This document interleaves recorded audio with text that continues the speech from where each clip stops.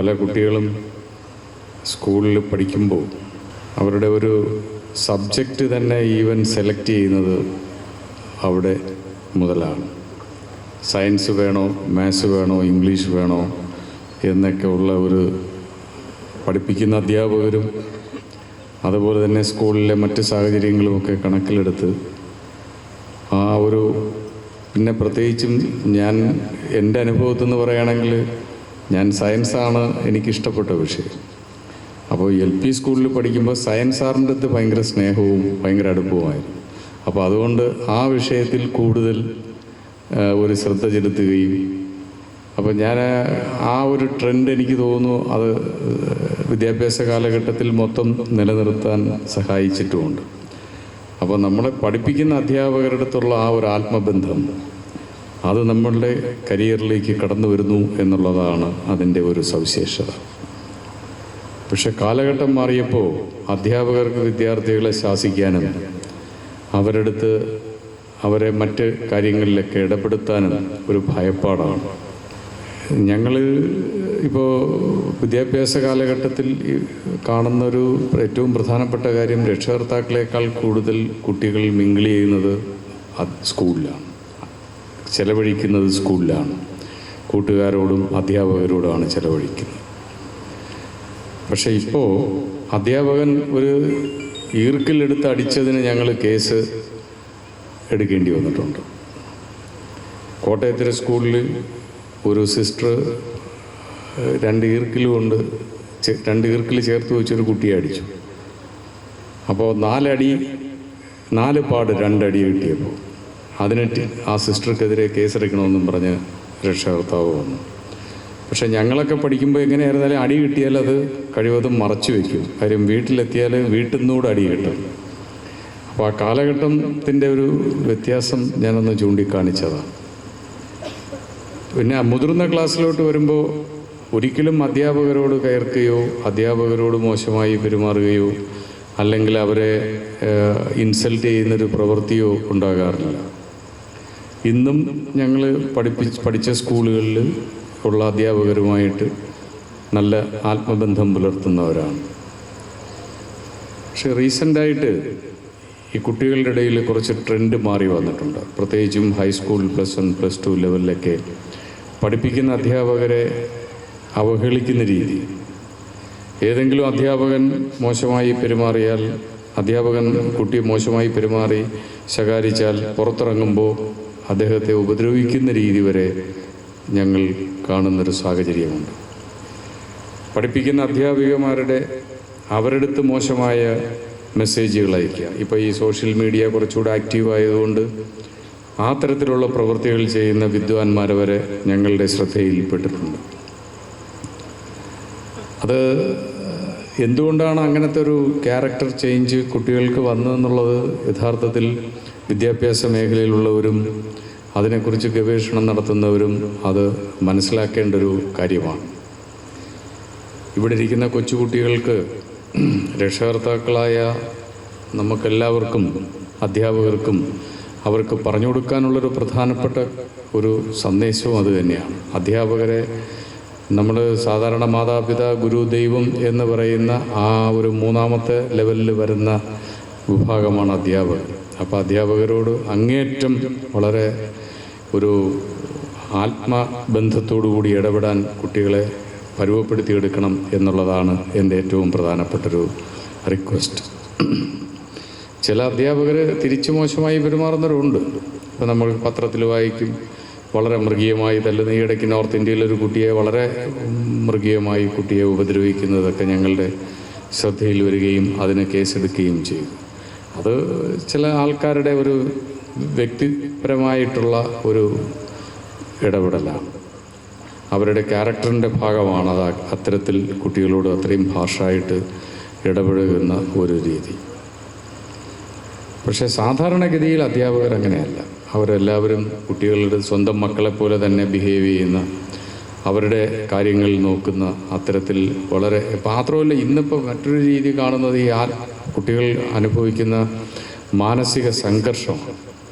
അത് exam stress വളരെ കൂടുതലാണ് കുട്ടികളെ സംബന്ധിച്ച്. പിന്നെ അതുപോലെ തന്നെ കുട്ടികളുടെ മറ്റ് ഇപ്പോൾ ഈ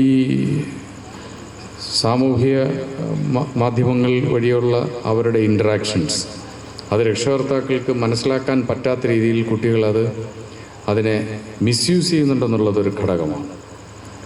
പലപ്പോഴും നമ്മൾ കാണുന്ന മറ്റൊരു കാര്യം, കുട്ടികൾ ഇപ്പോൾ 7-8 ക്ലാസ്സുകളിലൊക്കെ ആകുമ്പോൾ തന്നെ ഇതിലെല്ലാം വളരെ ആക്റ്റീവായി സോഷ്യൽ മീഡിയ അക്കൗണ്ട് ഓപ്പൺ ചെയ്ത് അതുവഴി ആൾക്കാരുമായിട്ട് ലിങ്ക് ചെയ്യുന്നു എന്നുള്ളതാണ്. അതിൽ രക്ഷകർത്താക്കളായ നിങ്ങൾ ശരിക്കും അവരെ പറഞ്ഞ് മനസ്സിലാക്കേണ്ടത്, ഒരിക്കലും അവർക്ക് ഫെമിലിയർ അല്ലാത്ത, അവർക്ക് പരിചയമില്ലാത്ത ആൾക്കാരുമായിട്ട് അവർ ചാറ്റ് ചെയ്യാൻ പോകരുത്. നമുക്കിതൊന്നും ബാൻ ചെയ്യാൻ പറ്റില്ല. മൊബൈൽ ഫോണോ മറ്റ് ഇതൊക്കെ ഉപയോഗിക്കുന്ന സോഷ്യൽ മീഡിയ, ഇപ്പോൾ ഫേസ്ബുക്ക്, വാട്സപ്പ്, ഇൻസ്റ്റഗ്രാം, ഇതൊന്നും ഒരിക്കലും കുട്ടികളെ നമുക്ക് ഇന്നത്തെ കാലത്ത് അത് ബ്ലോക്ക് ചെയ്യുന്ന കാര്യം നടക്കുന്നൊരു പ്രശ്നമേ അല്ല. അപ്പോൾ അതെങ്ങനെ നല്ല രീതിയിൽ ഉപയോഗിക്കാം. അപ്പോൾ അവരുടെ കസിൻസിൻ്റെ ഗ്രൂപ്പ് കാണും, ഫ്രണ്ട്സിൻ്റെ ഗ്രൂപ്പ് കാണും, ക്ലാസ്മേറ്റ്സിൻ്റെ ഗ്രൂപ്പ് കാണും, മറ്റ് പാരൻസിൻ്റെ ഫാമിലിയുടെ ഗ്രൂപ്പ് കാണും, പള്ളിയിൽ വരുന്ന ആ ഒരു അംഗങ്ങളുടെ ചിലപ്പോൾ ഗ്രൂപ്പ് കാണും. അതെല്ലാം ഫെമിലിയർ പേഴ്സൺസുമായിട്ടാണ്. പക്ഷെ പരിചയമില്ലാത്തവരുമായിട്ട് ഇത് ചാറ്റ് ചെയ്യുമ്പോഴാണ് അവരത് പലപ്പോഴും വഴിതെറ്റിപ്പോകുന്നതും കബളിപ്പിക്കപ്പെടുന്നതും. അതിൻ്റെ ഒരു ദൂഷ്യവശം കുട്ടികളെ ശരിക്കും പറഞ്ഞ് മനസ്സിലാക്കി കൊടുക്കണം. അതുപോലെ തന്നെ കൊച്ചുകുട്ടികൾ പോലും ഓൺലൈൻ ഗെയിമിൽ ഏർപ്പെടുക, അതുവഴി രക്ഷകർത്താക്കളുടെ അക്കൗണ്ട് തന്നെ അവർ ചിലർ യൂസ് ചെയ്യുക, ലക്ഷക്കണക്കിന് രൂപ ലോസാകുക, അവരുടെ പഠിത്തത്തെ അത് അഫക്റ്റ് ചെയ്യുക. റീസെൻ്റായിട്ട് ഞങ്ങളടുത്ത് ഈ പെരുന്നാടടുത്തുള്ളൊരു കേസ് വന്നു. അതിലൊരു കുട്ടി 8ാം ക്ലാസ്സിൽ പഠിക്കുന്നൊരു പയ്യൻ സ്കൂളിൽ പോകുന്നില്ല, സ്കൂളിൽ പോക്കങ്ങ് മതിയാക്കി. 24 hours മൊബൈൽ ഫോൺ വീടിനകത്തിരുന്ന് ഉപയോഗം. അച്ഛൻ ഇല്ല, അച്ഛൻ നേരത്തെ പോയി, അത് ഡൈവേഴ്സ് ചെയ്തു പോയി. അമ്മ വിദേശത്താണ്, ഇത് ഗ്രാൻഡ് പാരൻസിൻ്റെ കൂടെയാണ് നിൽക്കുന്നത്. അപ്പോൾ ഇങ്ങനെയുള്ള ഫാമിലീസിലാണ് നമ്മളിത് ഏറ്റവും കൂടുതൽ കാണുന്നത്. അച്ഛനും അമ്മയും ഉണ്ടെങ്കിൽ കുറച്ചുകൂടെ ആ കുട്ടി. അപ്പോൾ ഞങ്ങളിപ്പോൾ വിളിച്ച്, ഞങ്ങൾക്ക് പോലീസിൽ വനിതാ സെല്ലിൽ ഇതിന് കൗൺസിലിംഗ് യൂണിറ്റുണ്ട്. ഞങ്ങൾ അവരുമായിട്ട് ഈ കുട്ടിയെ കൗൺസിൽ ചെയ്തപ്പോൾ അവൻ്റെ ഏറ്റവും വലിയ കൺസേൺ അവൻ്റെ അടുത്ത് അച്ഛനും അമ്മയും അവനുമായിട്ട് ബന്ധപ്പെടാത്തത് തന്നെയാണ്, അവരുമായിട്ട് ഇൻട്രാക്ട് ചെയ്യാൻ പറ്റാത്തതാണ്. അപ്പോൾ അത് വളരെ വളരെ ഒരു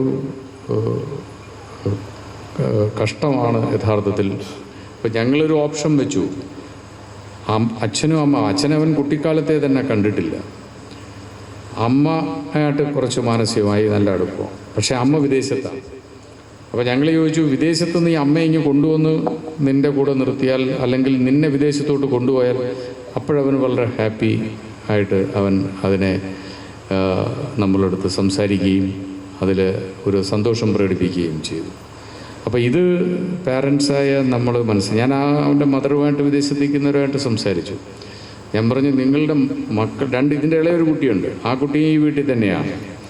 ഇവർക്ക് 2 പേർക്കും വേണ്ടി നിങ്ങൾ വിദേശത്ത് പോയിന്ന് ഇവരുടെ ഫ്യൂച്ചർ അവതാളത്തിലായാൽ പിന്നെ നിങ്ങൾ ഈ കഷ്ടപ്പെടുന്നതിന് വല്ല വിലയുമുണ്ടോ? അപ്പോൾ ഇതൊരു വളരെ നമ്മൾ ഇരുത്തി ചിന്തിക്കേണ്ട വിഷയമാണ്. പക്ഷേ എക്സെപ്ഷണൽ ക്യാരക്ടേഴ്സ് ഉള്ള കുട്ടികളുണ്ട്. ഞാൻ ഒരു സ്ഥലത്ത് കണ്ടത്, ഞങ്ങൾ വേറൊരു കേസ് അന്വേഷിച്ചൊരു സ്ഥലത്ത് പോയപ്പോൾ വഴി ചോദിക്കാനൊരു വീട്ടിൽ കയറി, കോട്ടയത്ത് വെച്ച്. അപ്പോൾ അവിടെ 2 പയ്യന്മാരുണ്ട്, 15ഉം ഒരാളിന് 17 വയസ്സ്, +2-നും SLC-ക്കും പഠിക്കുക. അപ്പോൾ ഞാൻ പിള്ളേരായതുകൊണ്ട് ഞാൻ ചോദിച്ചു, ഈ വീടൊക്കെ അറിയാം, അടുത്ത ഉള്ള വഴി അറിയാമോ എന്നൊക്കെ ഒരു സംശയം കൊണ്ട് ഞാൻ ചോദിച്ചു, ഇവിടെ മുതിർന്ന ആരുണ്ടെന്ന് ചോദിച്ചു. ഇല്ല, ആരുമില്ല, ഞങ്ങൾ 2 പേരേ ഉള്ളൂ. അപ്പോൾ അച്ഛനും അമ്മയും മരണപ്പെട്ടു പോയി. 2 പേരും ഒരു ആക്സിഡൻറ്റിൽ മരിച്ചു. ഈ 2 ആൺകുട്ടികളാണ് ആ വീടിനകത്തുള്ളത്. അപ്പം ഞാൻ ജസ്റ്റ് ഇവരുടെ അഡോളസൻ പീരീഡ് ആയതുകൊണ്ട് ഇവരുടെ ആ ഒരു ജീവിത സാഹചര്യവും മറ്റുമൊക്കെ ഒന്ന് മനസ്സിലാക്കാൻ വേണ്ടി ചുമ്മാ ഇവരെ വീടിനകത്ത് കയറി. വളരെ നീറ്റായിട്ട് അവരെ സ്റ്റഡി റൂം ഇവർ മെയിൻറ്റെയിൻ ചെയ്തേക്കുന്നു. ഒരു 5-6 ഏക്കർ റബ്ബറുണ്ട്. ഈ കുട്ടികൾ തന്നെ രാവിലെ റബ്ബർ വെട്ടാൻ വേറൊരാൾ വരും, എന്നാൽ അദ്ദേഹത്തിൻ്റെ കൂടെ ഇവർ കൂടെ ഇറങ്ങിയ വെളുപ്പനും ഇറങ്ങി റബ്ബർ വെട്ടും. അവിടെ ഹോളി ക്രോസ് സ്കൂളിലാണ് പഠിക്കുന്നത്. അപ്പോൾ ഞാൻ അവിടുത്തെ ഫാദറുമായിട്ട് ബന്ധപ്പെട്ടപ്പോൾ ഇവർ നല്ല രീതിയിൽ അവിടെ വിദ്യാഭ്യാസം ചെയ്യുന്ന കുട്ടികളാണ്. നമ്മൾ അത് കഴിഞ്ഞ് ഇതൊക്കെ അന്വേഷിച്ചപ്പോൾ അവിടുത്തെ ഒരു വാർഡ് മെമ്പർ വന്നു. അപ്പോൾ ഞാൻ അയാളോട് ചോദിച്ചപ്പോൾ ഈ പയ്യന്മാരെ കുറിച്ച് നല്ല അഭിപ്രായമാണ്. ഇവർ സ്വന്തമായി പാചകം ചെയ്ത് ആണ് ഇവർ കഴിക്കുക. അപ്പോൾ അങ്ങനെ ഈ ഒരു 15ഉം 17ഉം വയസ്സിൽ അത്തരത്തിലുള്ള പിള്ളേരെയും നമുക്ക് കണ്ടെത്താൻ കഴിയുന്നുണ്ട് എന്നുള്ളതൊരു സത്യമാണ്. ഞാനതൊന്ന് ചൂണ്ടിക്കാണിച്ചാണ് കുട്ടികളുടെ അവരുടെ ആ ഒരു മാനസിക നില ഏറ്റവും കൂടുതൽ അവർക്ക് ആ ഒരു പവർ കിട്ടുന്ന, അവർക്ക് ആ മെൻ്റൽ സ്ട്രെങ്ത് കിട്ടുന്ന ഒരു കാലഘട്ടമാണ് LP സ്കൂൾ. അത് ഇവിടെ പഠിക്കുന്ന കുട്ടികൾക്ക് അതിന് പ്രത്യേകിച്ചും അതിനൊക്കെ ഒരു സാഹചര്യം ഉണ്ടാകും എന്നാണ് ഞാൻ പ്രതീക്ഷിക്കുന്നത്.